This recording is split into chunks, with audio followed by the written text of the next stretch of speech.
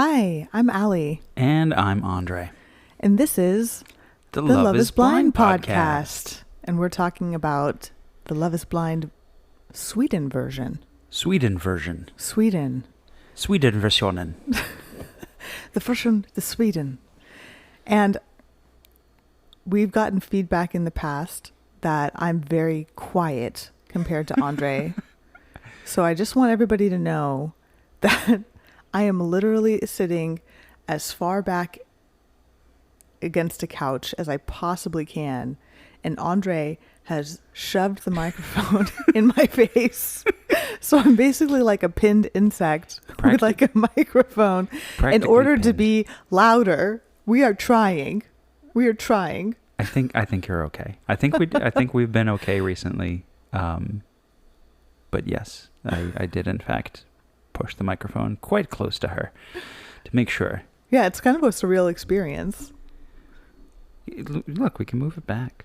No, I want to see how this goes. Maybe Okay. it's a new me. One where you're immobile. I'm an pinned insect version of me. Well. Anyway, we'll find out as we discuss Season 1, Episode 7, called Waking Up Alone. With the description being... With only 2 weeks until the weddings, everyone starts to prepare. As hesitations linger and tensions mount, one couple comes to a fateful decision. What an ep this was, huh? Yeah, I am also noticing it's a very brief episode, coming in at a lovely 43 minutes. Mm-hmm. I wonder if this episode of this podcast is going to be longer than that. There's a good chance it will be, since there's a lot of drama unfolding in this particular episode. I think generally we're a little bit longer, too. Right. Which, I have mixed feelings about that, but we give a lot of content, We have things to talk about. And if you like this content, then you should... Like and subscribe. Also follow us. We're on various platforms. Yes, Instagram, Love is Blind Podcast, Facebook, Love is Blind Podcast. Thank you to all of those who continue to listen. We have seen a slight uptick in the number of people from Sweden who are listening. So, hello. Yay! Welcome. We're sorry that it's taking us so long to put out these episodes, but life... It's a lot going on. Life finds a way. And Andre is actually sick right now. Yes, I can't hear out of one ear. Yeah. Is the long story of it, but that's okay. I have headphones on. Basically, like, I'm a pinned insect, and you can't hear out of one ear. Together, we're one whole person. Let's see how this goes. Wow, this should be quite the ep. I think it will be. And yeah, I have to say this episode certainly turned things around. We do. Yeah. When we start off with Mira and Oscar, and in what I thought was kind of like a cute scene where she's dancing and he's videotaping. He's kind of giving advice on like how to shoot it, or rather, she's giving him advice, but he's also kind of giving. He's doing it. He's following. He's doing it. He's being. I thought this is good couple energy. And then at the end, she kind of comes in with the, we're going to be doing this for a long time. Yeah. I thought it was good couple energy during the actual filming that he was doing. But then at the end, when she switched it over and was like, now we have to do it a bunch of times. We'll be doing this for hours. I felt a mood change for sure, which I get, Yeah. I mean, look, I've been in his shoes before, You have? and as somebody who enjoys doing this kind of stuff, I'm all for it. But for hours and hours? Have I done it for hours and hours? Look, there was one time a neighbor of mine randomly told me that she has artwork that she needs to have photographed, and I spent 6.5 hours photographing stuff for her for free. So yeah, sometimes you'll do things kind of randomly if you're really into that kind of stuff. Yeah, no, I mean, I think that's true. I think it's like how many times that she expects Right. that to happen, right? If it's one time, sure. Yeah. But I guess like the theme of this episode for them, I think, is this is the reality of being together. And I think the real theme of the episode is disconnects. Amongst right? all the couples, yes. Yeah. But amongst them in particular, because it's this is like what life is like with her. She's going to always need filming and life is like with him, that there's no silence, right? Yeah. So, And it's yeah. interesting because the part of it where she's asking him to kind of film an Instagram video for her, to me seems kind of like an extroverted type of a scenario. But then obviously, like everybody, not everybody, but a lot of folks who might have moments of extroversion are really truly introverted and need to have silence and then recharge on their own without talking. Yeah. But I think we'll discuss them more maybe when that scene comes. Oh yeah, that's certainly going to be a thing. And leave for right now to go to the next scene, which is Amelia. Amelia and her friends come over. Eureka and Nora. And yeah, this is a really painful scene because Amelia kind of starts by saying that things are going well, but then pretty quickly opens up about how this is difficult and confusing. That there are parts of Lucas that seem to be kind of forward, where he's saying that I think you're beautiful, but ultimately the physical aspects aren't there for her in the way that she's expecting them or the way that she's experienced them in other relationships. And it is it starts off kind of like a little with her just kind of saying like, yeah, this is what it's like. It's unfortunate, but by the end of it, you can tell that she's really experiencing a lot of pain from this. And that must be really difficult to have invested so much emotionally into somebody and to feel like you're not being met in the same place that you are.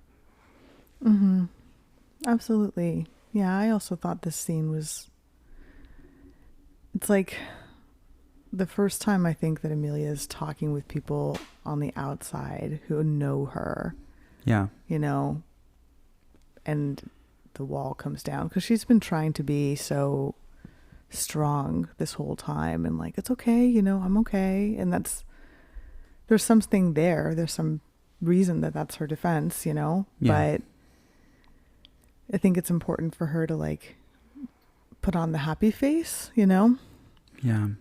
And when she's around people who know her like too well, she can't anymore. And you see what's underneath is just this real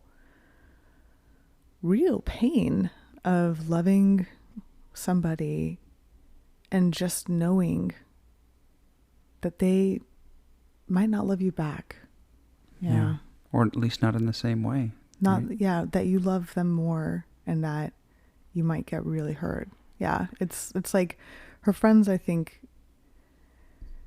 it's almost like she has to really confront it because they're sensing when she's talking that like, okay, let's be real here. You're suffering, What I found interesting, by the way, about this episode, and this is one of the first instances of this happening, is something that maybe I've just missed in other Love is Blind series, but the very explicit statement of, would you accept this if you weren't part of this experiment? Yeah. Would this behavior, this level of the relationship, this, would this be okay if this wasn't part of this thing? I feel like in other series, maybe it's alluded to, it's kind of described as like things are going fast, etc. But this one episode was very, like there were just repeated instances of people kind of saying, hey, if this had been happening and you weren't on this show and you weren't part of this experiment, would this be okay? Would this continue beyond where it is right now? Or would you just end it? So yeah, I found that really interesting because, her friends ask her that and we end up seeing that repeatedly throughout this episode. Not just with her. You'll have to point it out. Yeah. Because I really remember it here, but not so much with the others.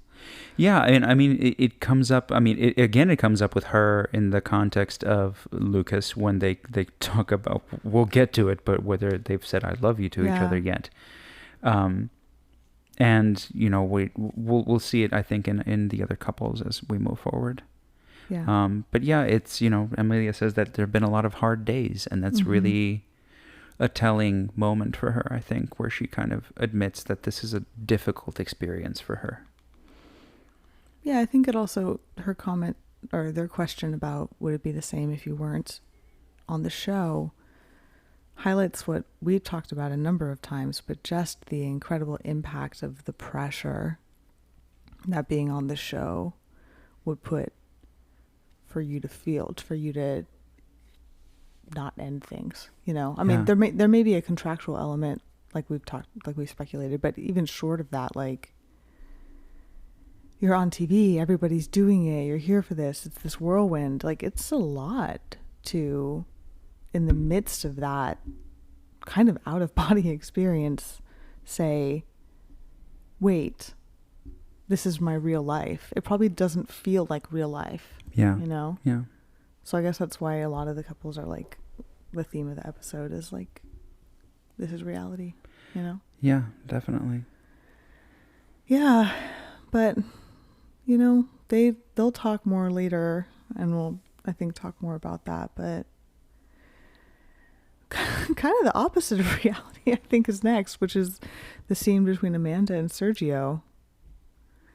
You know, where it's like, I think the most chemistry that we've seen between them, where they're getting along really well, and she's saying, I'm jealous of us, of what we have. Yeah. Mm-hmm. And he's really appreciative of her. I don't know. What were your thoughts watching this scene? I mean, the truth is that in any situation where you see a couple that seems to, that you don't get, because, you know, it doesn't just happen when we're seeing it on this show, but I'm sure you've known people in the past, and I've certainly known people in the past who I look at them and I'm like, I don't get you two, or I don't get what you find in this other person.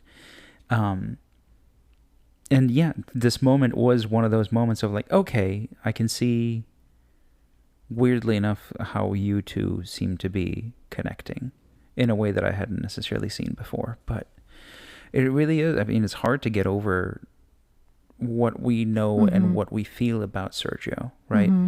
There are just aspects of that I think that are not really going to just like go away anytime soon for me, you know?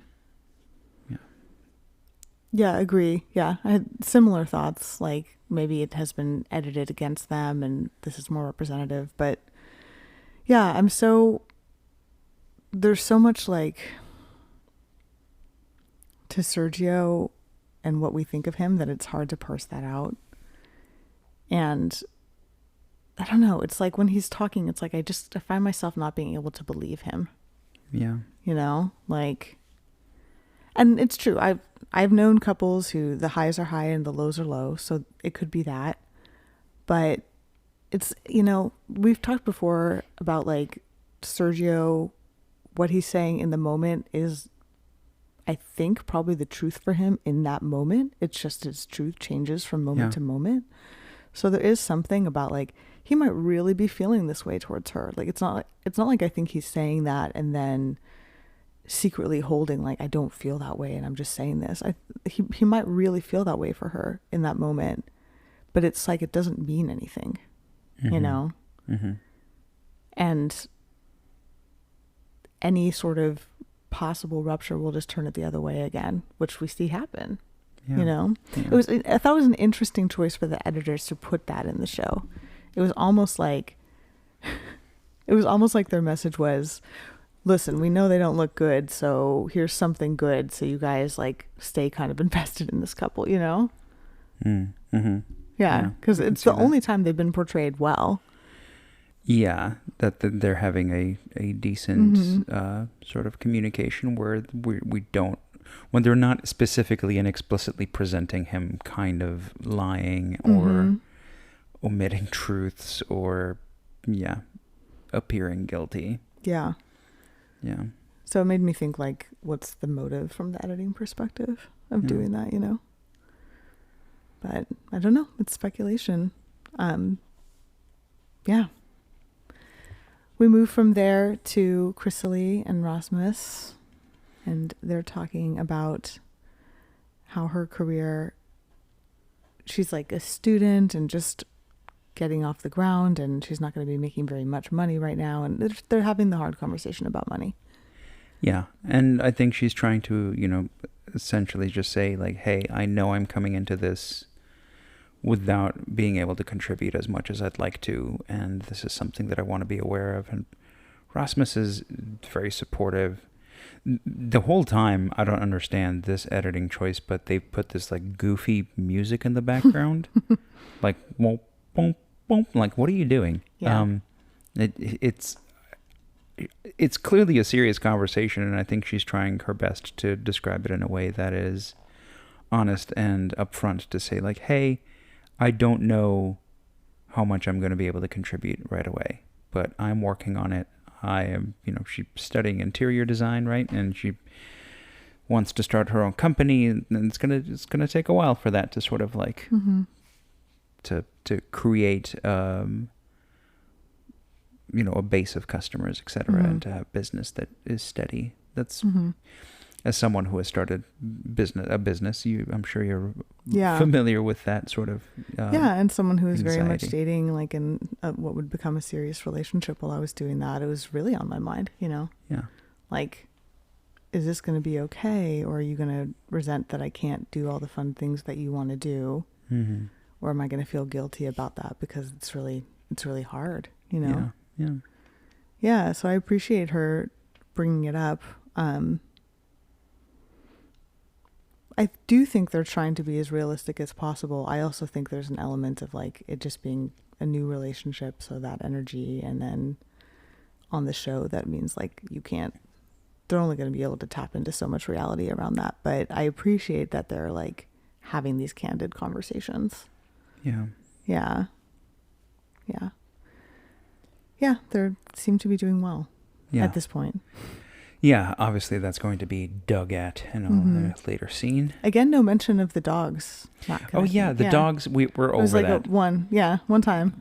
And once again, clearly indicating how like editing can sometimes just make something seem so much greater than it is. Like between the music that was being played when they first were dealing with those dogs to the importance that those dogs have been shown to have through all of the editing in the previous episodes. Like, and now they're just like, yep, nope, totally forgot about that. Very postmodern. Yeah. So we move on to Christopher and Katya. Christopher is having some anxieties about their relationship, and I think it's finally starting to like really hit him that she's just not anywhere near the same page that he's. And, he's describing anxieties before he goes to bed and almost feeling like he is somehow liable to make a mistake that breaks the relationship, even though I think that he's not realizing that that's not the issue at all. Ultimately, it's a matter of the fact that she's just not that into him. Yeah. And like their conversation is this like continuously strained, where he's trying his best, I think, to be diplomatic and say, I'm just trying to remind you that I'm here, and she is, she's just kind of like, at this point, I think she's gotten to the point where she's had enough of him not noticing. Yeah, there's like straight up contempt from her now at this point. Yeah, she's tried to be distant. She's tried to sort of like let him realize that she's not into him and just back up. But the fact that he continues to be like, I think you're magical, and like, I think she is. If anything, he's like doubles down. Yeah. It's now gotten to the point where she's over this, and she says, you need to ask me a straight question. He says, do you want to have kids? And she once again dissembles a little bit and says, I haven't made that decision because I haven't decided about us. Yeah. Which to me, I think she's decided about them. Yeah. She's just really wanting to not be the one to call it off. Yeah. Yeah. And I don't know why that is. I mean, I've speculated in the past, and that could still, I think those are still things that are going on, that she like doesn't want to be the jerk, right? Like all of those reasons that we have, but it's very it ends up being much more hurtful what's happening right now. And I wish she would just be honest, you know? Yeah. I mean, it's wild that in the talking head, she's still kind of saying, like, I wonder if this is enough for us to get married. Yeah. Like, when it's just her, it's wild that she's still seeming to be debating whether they're going to go through with this. She has some challenge being direct. I don't think she's really debating. Yeah, Yeah. I think I'm surprised that she's showing that same level of indecision when it's just her in front of a camera. But again, I don't think it's that she's actually undecided. I think it's that she has trouble being direct I see. about what Yeah. she has decided, you know? I think she knows she's not going to be with him. Yeah. It's just she's like dreading having to admit that or say that, and you know, and maybe that she was never into him. Yeah. And like, I still think it's very important that he was a rebound, you know, Yeah. from Definitely. Rasmus. So it sucks. What's interesting with him though is that he's like so focused on doing anything he can to keep her in the relationship that it's like, I don't think he's pausing at all and checking in about how this actually feels for him. Mm-hmm. You know, he's like so chasing and chasing and chasing her that he's like keeps abandoning himself, you know, because I'm sure if he slowed down and checked in, he'd be like, this is really painful. Mm-hmm. So it's like him trying to go after her so hard. It, in a way, it keeps him from having to feel that pain. Yeah. Even though it's painful in its own right, but it's like, it's a less final pain, you know? Yeah. And yeah. yeah. And that's also hard to see because it's like, I wish he had the awareness and presence to slow down and actually ask himself what's going on. Yeah. I think in some ways, and this is me, again, kind of seeing aspects of Christopher that I can identify with to a certain extent, that I think he, you know, he's already described in the past that he thinks that she is this magical, beautiful, amazing person. And I think he is, in some ways, I think he's trying to maybe overcompensate for what he sees are like his own shortcomings, to say like, look, whatever you need to like me, I'll do it. Whatever compromises I need to make, I'm going to do them because I think you're amazing, and the fact that you said yes to me makes me feel like you've already given me like a yes into this, but I don't feel like I deserve this relationship. So I'm going to like try my utmost. And she's just not meeting him halfway, and she just never would. It was just never going to happen, you know? And I think it's unfortunate that he's built up this momentum behind him, and he too is refusing to see that it's, you know, they're both refusing to see the truth. Him refusing to see it. I think her refusing to say it. Right. Yeah. But I think you said something important, which is like, he just doesn't believe he deserves to be with her. Yeah. I think on a real, probably not fully conscious level, that's going on. And that's I think also part of the chase is like getting her before she, you know, realizes what's happening, right? Like there's something happening there too.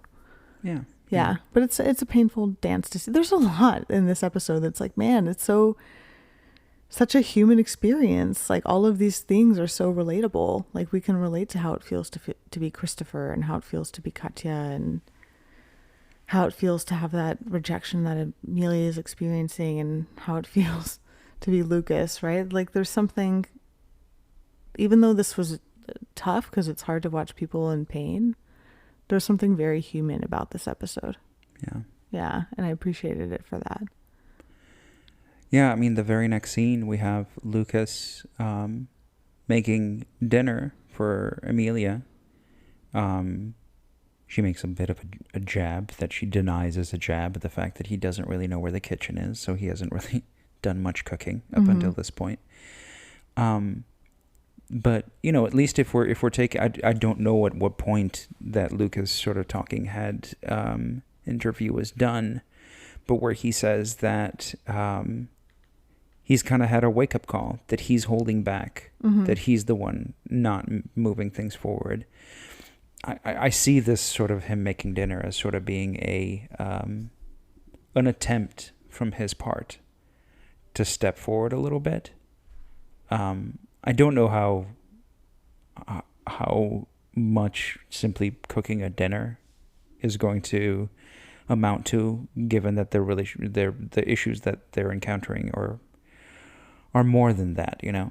Mm-hmm. Are more than just that he's not maybe taking all of the steps to be romantic. Like, and when I say that he's just cooking dinner, I think that's what I'm implying here, is that he's trying to be romantic and involved in the relationship, and Mm-hmm. not let Emilia have to do all of that work. And I think he's realizing that maybe he has been letting her do all of that work because he's just not that into her. Mm-hmm. Or maybe I don't necessarily. It's a little bit tougher with Lucas to know whether it's exactly that he's not that into her, or whether he's truly just kind of holding back because of some kind of anxiety around the whole scenario, you know. But Yeah. the truth is that, you know, over this dinner, he opens up in the sense that he describes that he's grateful for her. He feels like a better person with her. But it is pretty wild that they talk about the fact that they haven't said I love you to each other yet. Yeah. And that they'd be willing to go through with the marriage without that having been said. Right. Yeah. To me, that shows that Lucas is very much dissociated from the situation. Hmm. You know, that he's like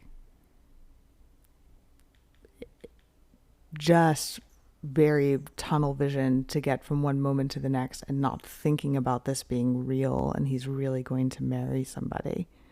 You know, like, whoa. I think he's just like, yeah, in panic mode underneath this dissociation, and just like really, really trying to make it through. Mm-hmm. And, you know, it seems like he's got this need to people please, you know. Mm. He's got to be liked and the good guy, so that prevents him from, I think, also looking at himself. But you're right. I think it probably is that he's not that into Emilia, really, although I think he has love and respect for her. She's just not the person that he saw himself with. Yeah. But you could also be right that that might be like a thing that's easier to access in some ways than like he's just not ready for that level of commitment. But I don't know. I think it might be a combination of the two. Yeah. I think what I'm saying is ultimately, like, if I'm comparing, like, for example, Katya and Christopher, right? And Katya's sort of not dislike, but just like the level of contempt at this point. Yeah. I don't, like, Lucas, I think genuinely, One of the four horsemen. I think Lucas genuinely really likes Emilia. Yes. And Right. really enjoys spending time with her. And I believe him when he says things like he feels like a better person around her. Yes. I get that from them. I do think that there's probably some aspect to the physicality, but again, I don't see that disconnect being as strong as it seems to be between Katya and Christopher. Right. Yeah, I agree. And so that's why I'm a little bit more with Lucas and Emilia. I'm a little bit more like maybe there is something here where he's saying like, look, maybe I'm holding back Mm-hmm. a little, Mm-hmm. because this is it's one thing to be dating somebody, and it's a very different thing to be dating with the intention to very soon marry. Mm-hmm. And I think that might be freaking him out. Mm-hmm. Mm-hmm. And I'm just saying that might be contributing to the way he's behaving. I see that. Yeah. But anyway, that scene ends with them kissing and being kind of happy, and And then we go to, what is it, 9 dagar till bröllop? yeah, 9 dagar till bröllop, Which is 9 days until the weddings. bröllop being I guess. bröllop. It's got the umlaut on the O, so I don't exactly know how we pronounce the bröllop, but I like that word for wedding. I also like dagar Dagar, for days. dagar, Dagar. dugar. Yeah. Oh my God. Well, I bet everybody from Sweden right now is we've lost our "Shut Swedish crowd. up. Stop destroying our language. Hey, we already said Look- that Andre's look- sick and I'm a bug. Yeah, they're probably saying like, look it up before you start speaking. I know. Try a little. We could Try a little. certainly could In have. the area of ChatGPT, try at all. Meanwhile, 9 dagar till bröllop. Christopher wakes up, and the cameras that are strategically placed all around the apartment catch him. Presumably, there's camera people there too, wandering around in his underwear, discovering that Katya's stuff is gone. And he is sad and thoughtful. And again, he's describing this as, I don't know what's going on, and I feel sad. And again, I think he's checked out of himself because he's so busy racing after her. Right. Like, her completely packing bags and leaving, to me, would be like, oh, okay, that seems to be a pretty clear sign of what's happening. Especially after the conversation that they had. This is also why she grew to grow contemptuous of him, because she was like, you just refuse to get it. Mm-hmm. Yeah. And even now, you see him refuse to get it. There's something going on with him. Yeah. Yeah. For sure. Look, I really, really, truly feel for him. I've been in his shoes. Yeah. I've been in that position where you just would you have fought that hard in the face of such what we think are clear signs? Probably. I mean, really? Why? Yeah. What would have been going through your head? Maybe that's the first relationship he's had in a long time. He might simply just feel like, oh my God, I managed to meet somebody who is really amazing from my point of view, is beautiful, and I get along with her on face value based on all of the conversations that I had with her in the pods. We should be getting along. And she accepted my proposal. Yeah. And that is maybe further than I've gotten any time with anybody maybe in a long time. Yeah. I need to work my butt off to make sure that I keep this going, because this is really important and really special and really different than maybe what's happened in the past, or the people who have discounted me, or maybe even less than that, the fact that maybe he's just been lonely. I 100% understand where he might be coming from to be pushing so hard, but that doesn't take away from the fact that it's difficult, and he's in a very sad spot right now, where he unfortunately doesn't hold any of the power, right? She is essentially controlling the entire relationship by essentially not being direct about it. She's left it in a situation where he has to interpret everything, and he's interpreting it wrong. Because he wants, I think, truly, deeply, for this to work out. What do you think he's telling himself about why she's acting the way she's acting? Probably because he's messing something up. I think that, that's the kind of... if I could fix this, it would be good again. Yeah, if I had said the right thing, it's me who has a lump in my stomach going to bed because maybe I've said something wrong. Maybe it's in my power to change it that way. Yeah. Yeah. Look, this is me speculating as to what I think he might be going on. I really appreciate it, actually. Because I don't necessarily understand what might be motivating him to behave quite so attached, other than that's the one thing, and that's the way in which I kind of see that, which is going through a long period of time where you feel as though you are not making connections with people, and you're trying to make connections with people, and then you make some kind of a connection with people, may make you a little bit attached to that particular relationship. Yeah. Yeah. I don't think I can top that, bud. But I appreciate you sharing. Yeah, I know. It was really, I think a good point of compassion, That's a real person going through a real experience. So then we go into Mira and Oscar. Mira is on a laptop that somebody last minute thought, we need to put some tape over that HP logo. Just haphazardly over the HP logo, barely blocking it. I'm sorry. I noticed these things.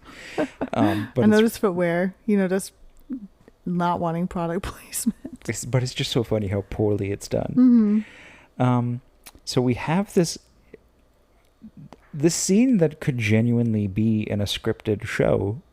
I don't know if it would be a comedy or a drama, but 100% could be in a scripted show where she's on her computer Yeah. and working.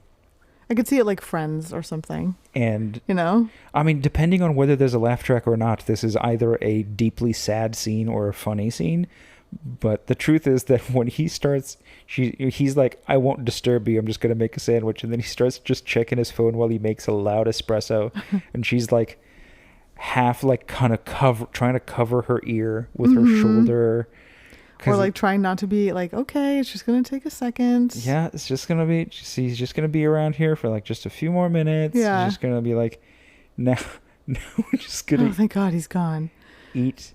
And then he sits down and then he begins just like ad-libbing things from the news about Elon Musk's rocket blowing up. Yeah.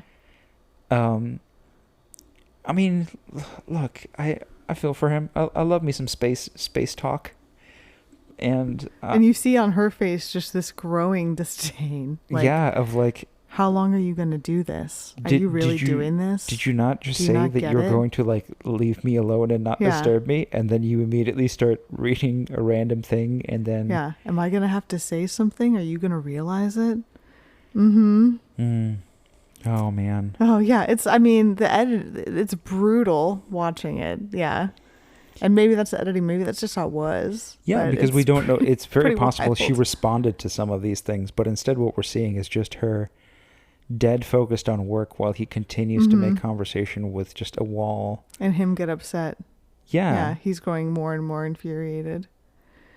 And she starts to be like, okay, this is, going to be an issue for us.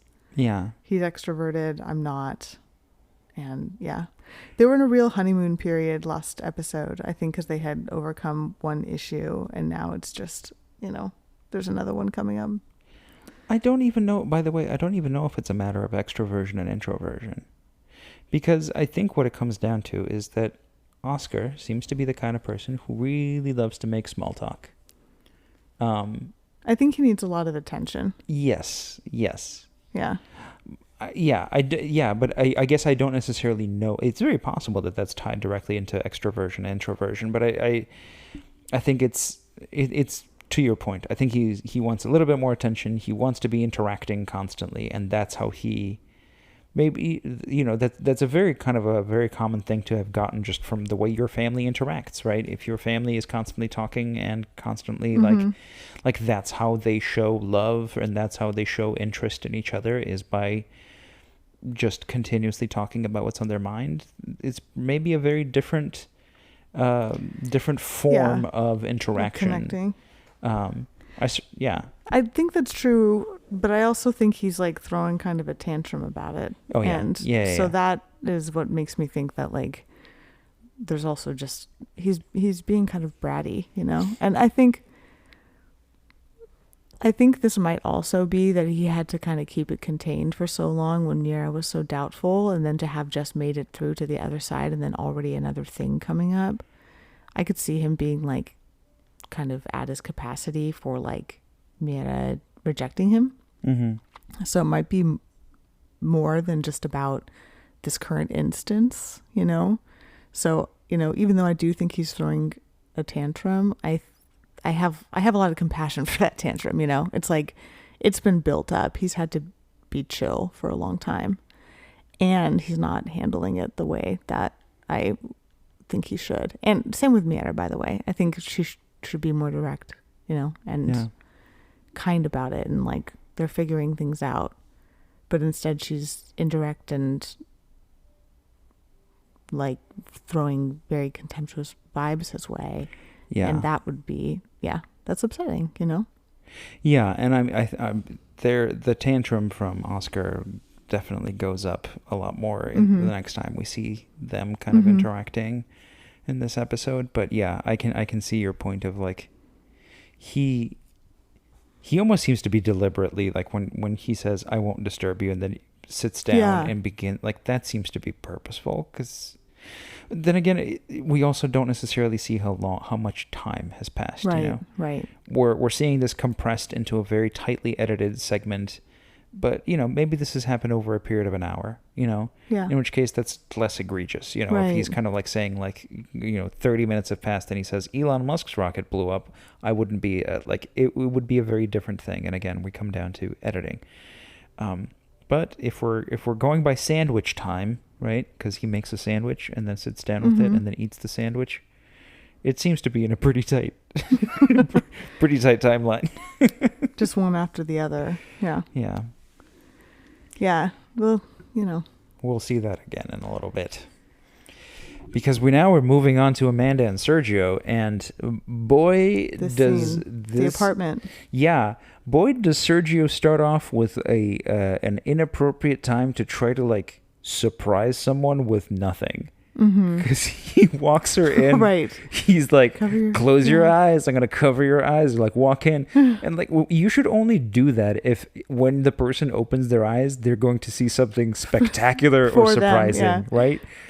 Like, you shouldn't. It's my place. You shouldn't do that if it's just like, it's an apartment. Surprise, It's I just bought myself a cake. It's a fairly, it's not that it's like terrible, but it's also not like this like, there's Yes. nothing amazing about it that you'd be like, I'm opening my eyes and now I'm in a hallway. Yeah, totally. Like, I think he's trying to be playful. I also think like yes to what you're saying, and I think we're coming into this really not liking Sergio. I know. Like, that was I'm like just saying, like, A it's, very short moment, and we're like, I hate it, Sergio. it's not setting her up for success here in terms of like, you know, sort of the attitude that she kind of catches on is a little bit of like, what were you so proud of? Is this what you're proud of? This Yeah. like antique chair in a tiny little hallway? Right, like you think this And is you're- good. Like, Yeah. this is the thing that you were trying to like surprise me with? But she kind of goes I on. think he's trying to be playful. Yes, I'm sure he is. Yeah, it's just, yeah, it kind of backfires in this particular situation, I think. And man, she does not like this place at all. And it is a strange place. It is a very strange Yeah. place. It is an it's an assembly of a lot of random things. Yeah. Yeah. I remember when we were watching this, your reaction was like, what's going on, Sergio? And I felt that way too, but then I also felt like, and she's being a little harsh about it, you know? At the end of the day, it's like, it is a very vulnerable thing Yes. to show this person your place. I know, but I think that, look, maybe it's just me, but if I lived in his place, I think way before anybody got to my place, I'd be like, hey, by the way, just so you know, my bedroom's really weird. It's like this tiny little loft off the side of a kitchen. You have to, it's crazy. It's a wild experience. I think I would probably tell the person ahead of time, because it's a wild bedroom that you can't stand up in. Well, maybe he doesn't view it that way. Maybe he's really proud of his place, and you know, maybe it represents to him something like, you know, he's made it on his own, and that was really hard for him, and he's done his best to get it furnished, and like he's proud of that. And you know, I think he expects her to be impressed. Yeah, I mean, he's clearly kind of in shock Yeah. in this moment. He's kind of looking around, and I don't really know what he's thinking right now, you know? Yeah, I think he's just feeling really hurt, you know? Yeah. Because again, editing, always have to say something about that. But if it is like this kind of unrelenting string of, not very nice things about it, then I definitely understand why he was hurt.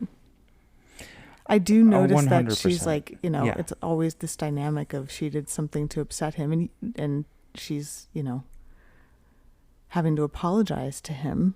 I don't like that that's their general dynamic and it's being enacted here.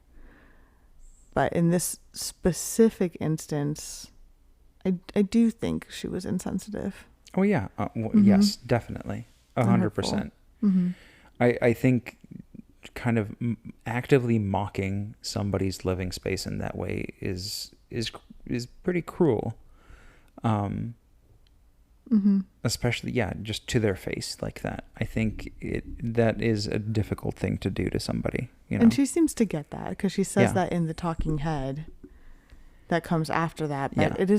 it's interesting to me. Like, I wonder if there's some unconscious thing going on for her Mhm. that she did it. Like, maybe on some level she is upset about the dynamic they've had, and she's felt so Mm. hurt by him, and now this apartment represents him, and she's going to hurt him, you know? I could Right, see there right, being some right. unconscious, because it's so out of character for her to be mocking at all, you know? Yeah. And to do it so in such a way, it to me, I don't think it was just innocence, maybe consciously, but I think there was something else happening on there too. Yeah, but the next thing we have is, oh man, a rough scene to watch too, when Chrysalie meets Rasmus's friends, and they are also pretty unrelenting. In particular, Ruben. About like, Rasmus, what are you doing? And Chrysalie, you're not going to make any money. And Rasmus, like, she's taking advantage of you. And Chrysalie, are you just wanting to be with him because he has money? Like, that's whoa. To say to someone's face at the first meeting is whoa. Yeah, this is 100% a conversation that they should be either having with Rasmus on their own. Yes. Like, if they have concerns, which is, you know, as friends, it might be a good thing to bring up your concerns about your friend kind of going through a relationship where you fear that they might be taking advantage of it or something like that. But to do that with a person there is wild. And it is kind of cruel in some ways. We have Matilda and Joaquin. Joaquin kind of like is a little bit more friendly about the whole thing. I mean, he's still kind of asking some pointed questions, but man, Ruben is the one who is just kind of like attacking. He's on the attack, and just really not trusting Chrysalie. Sorry. Yeah. Just really not trusting her motives, not trusting that Rasmus can take care of himself, and that she is going to somehow take advantage of him. What do you think about how Rasmus is in this scene? Ooh, great question. It is interesting that he doesn't step up very much to defend. Well, I mean, he defends the relationship, but he doesn't necessarily say like, "Hey, back off." Like, "Hey, stop it." Like, you're being cruel. He's just kind of laughing along with his friends, and I think feeling uncomfortable a little bit. But yeah, it's an uncomfortable scene for sure. I wish he had done a little bit more to kind of say like, "Hey, stop this." Like, this, I've made my choice already. Like, or, you know, let's not talk about this right now. Yeah. Or like, you know, you and I can talk later, but right now I want you to get to know Chrysalie, you know? Yeah. Something. Yeah, I was not impressed with how silent he was, but I was also wondering if maybe there's like a cultural thing, or maybe it was rocking something for him internally that he's been feeling about her not having much money. Yeah. You know? I mean, the other thing to keep in mind, I think, is we don't necessarily know when we meet the friends, etc., you know, the friends or the family, we've been following one character. So from our perspective, you know, Rasmus is the main character, right? And it's very possible that in the friend dynamic, maybe in this group, he is kind of like not necessarily like the main character, as it were, you know? So he might be quiet with his friends normally, you mean? Yeah. That he might not be the one who is kind of vocal around his friends, or who like makes like active. Maybe he is like that because he seems very confident in himself in outside of this particular space. But around his friends, he did seem kind of quiet and like, I was going to say indecisive, but that's not the right word. But just like Deferential? Yes, exactly. He's a lot more deferential, whereas in every other situation I've seen him so far, he has seemed pretty dominant in a sense. And I think part of that is just the narrative of the fact that he's the main character of this story, right? Of the story of him and Chrysalie. And then you see these friends, and I'm like, well, this might just be how they normally are. Mm-hmm. He might be the one who's normally being put down by those people, like, or his friends, like, friend dynamics really vary. And sometimes, some friendships are like that, where there's just a little bit more give from another person than you. So could be. That was something that was in my mind. I was like, I'm wondering how much of this is just like, this is normally their dynamic. Yeah, it's a good point you're raising. I don't know. It could be, I don't know what his motivation is there, but I know that if I were Chrysalie, I would have some feelings about it, Yeah. Like, I was all alone out there. So, I don't know. Do we see them again after No, this? we don't. Think we do. And it's unclear how Chrysalie kind of takes that Mm-hmm. conversation. I think she stands up. she She's does. solid, but Yes. how it is for her inside and what she holds on to from it, I think is unclear. I think it would have been nice to have a little bit of closure on that scene and see a little bit of her responding to how she felt around his friends, And unfortunately, we don't. Instead, we move to Oscar and Who's Mira. full tantrum right now as they're Oscar talking about is the in silence thing. 100% tantrum mode, and just being really unpleasant at this point. It's like, what do you want us to do? Just like, you just want us to just like be quiet and stare at a wall. It is not a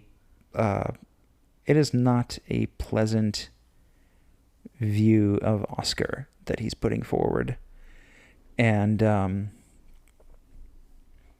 he keeps defining like what he's saying or the questions he's asking as trying to understand, but really all it is open criticism, right? He's just openly criticizing her desire to be quiet sometimes and to have moments of reflection. And he's saying, what do you want us to do?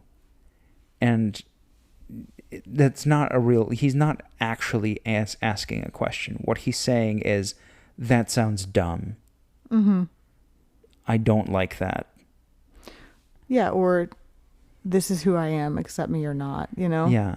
Because I do think it's a string of rejection he's experienced, and this is the latest. Yeah. But yeah, I would be very not into him in this moment if I were Mira. But I think that's sort of how she's always been, Mm-hmm. They had that, like, again, I think coming through that, are they going to make it because of cultural differences, gave them this, like, false sense of, like, just to be through the fight and on the other side probably felt so euphoric that they were like, oh, okay, now all our problems are gone. But the reality is there's a lot for them.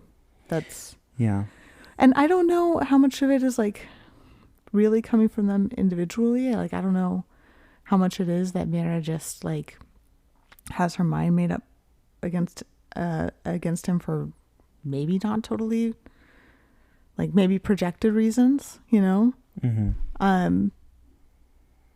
But she doesn't seem to want to be with him, and it just keeps coming up, It's like another like one of the themes is like people who want to be more into somebody than they are, Mm-hmm. That's another big part of this season. So Yeah. then we move on over to Katya and Christopher. Yeah. After she left. Part one of a conversation that it was a little unclear as to why it didn't all happen in one single part, but they meet up for breakfast, lunch, what are we thinking?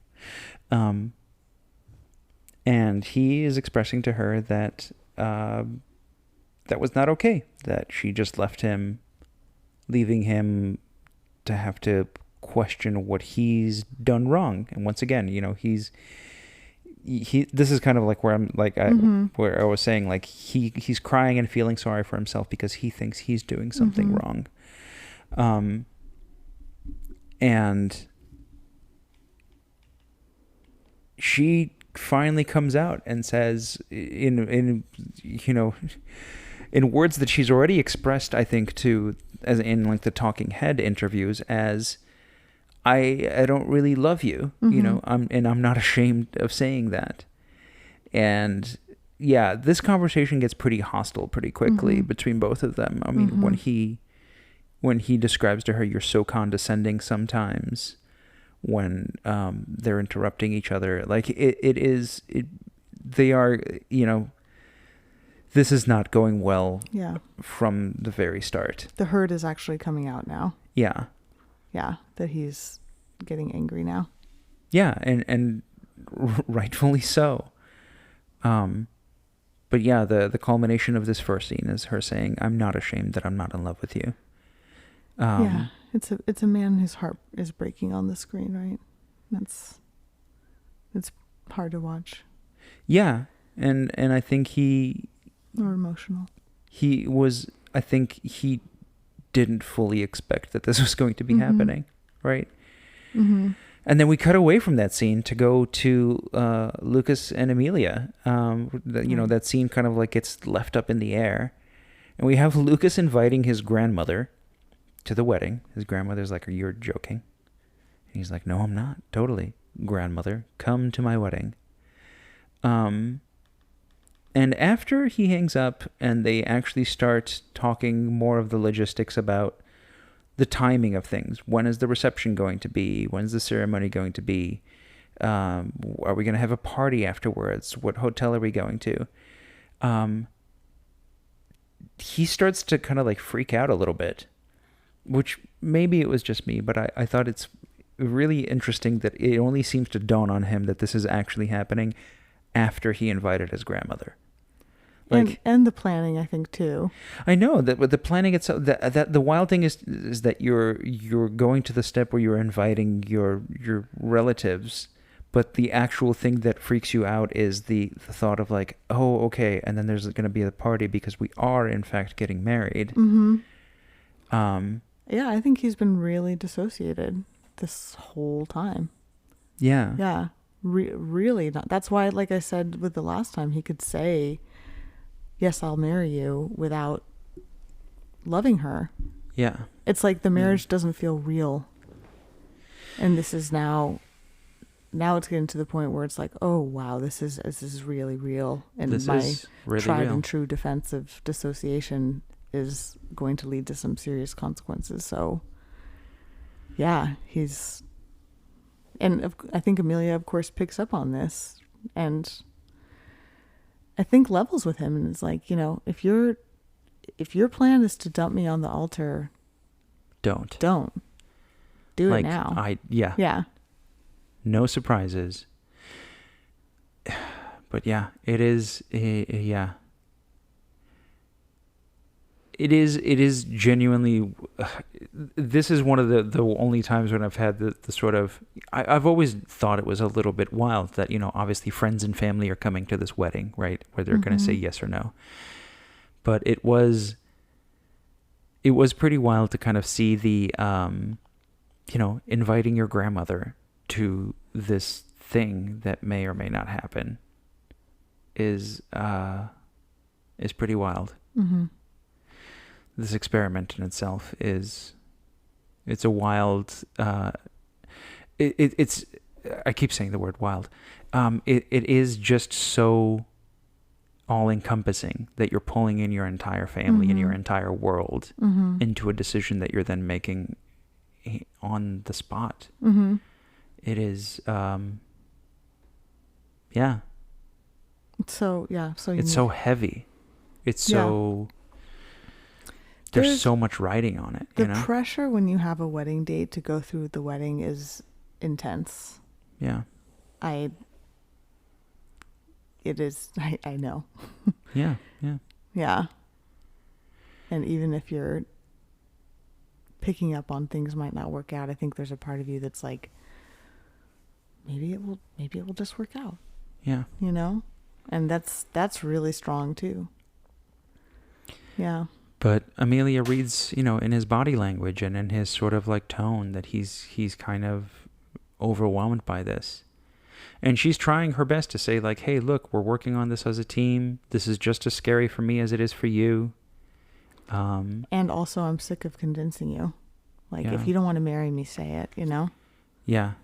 because you're going to really embarrass me otherwise. Like, it's not just you you're thinking about here. Like, think about me, Yeah. I thought it was interesting that she's saying, maybe this is a part of mistranslation, but she says, I'm inviting my best male friends. I don't know. But then the next part, which is her family is coming from another country, right? Mm-hmm. Like, this is serious. Mm-hmm. So don't drag me to the altar if you're planning, if you think you're going to be saying no, don't make this a thing for everybody in both of our lives. I hope he really hears her. Yeah. Yeah. So it's something to think about, but we then go back to Katya and Christopher, who have what looks like their breakup scene. Yeah. I mean, this must be final. I mean, I genuinely don't know why they walked away from that restaurant, other than maybe they got too intense and were told you have to leave. Or maybe they had them refilm it. I don't know. Yeah. It is odd Brittany that and Kenneth, Yeah. It is odd that the scene continued after where we left off, right? Like, where we left off already seemed to be kind of like, this is done, but we have the scene where they walk to a little dock, and Christopher points out that Katya's not wearing her ring. And, Katya's like, I don't really feel like the feelings are there. And Christopher, again, is just kind of like doubling down with this, like, well, look, I'm wearing my ring because I'm still invested in this relationship for some reason. And it finally seems to click to him that she has kind of already made the decision in her head in some ways a long time ago. But has just refused to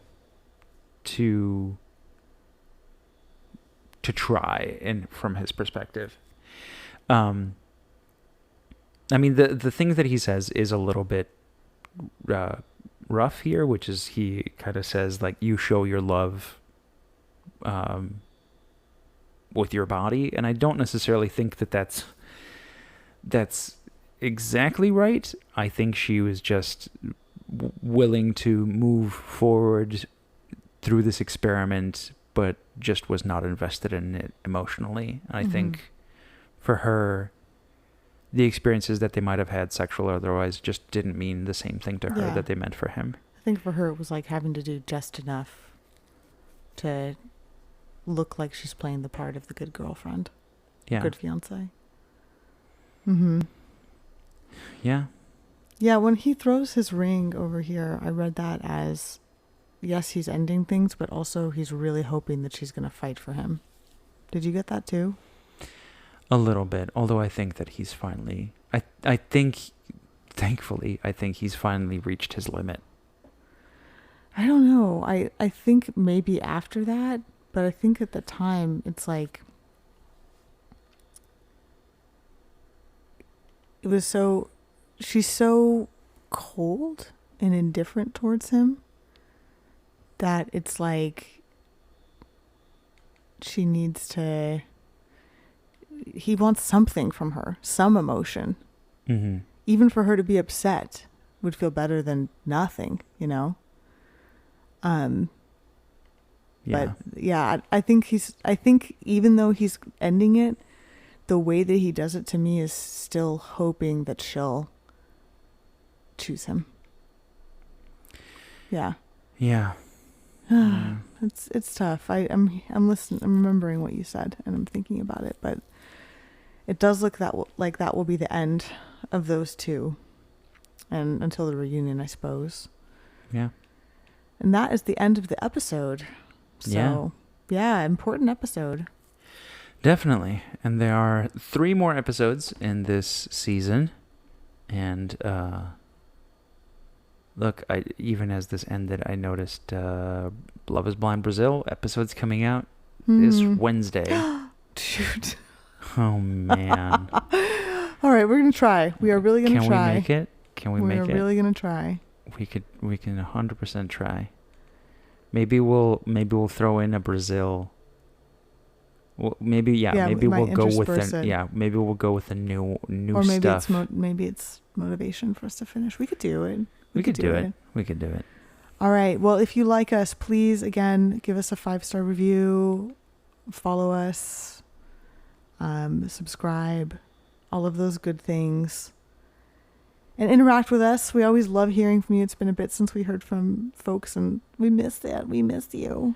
Yes, actually, I should say we did get some messages, and maybe we'll call those out at the beginning of next episode. Yeah. But thank you. For now, we'll see you at episode 8. All right.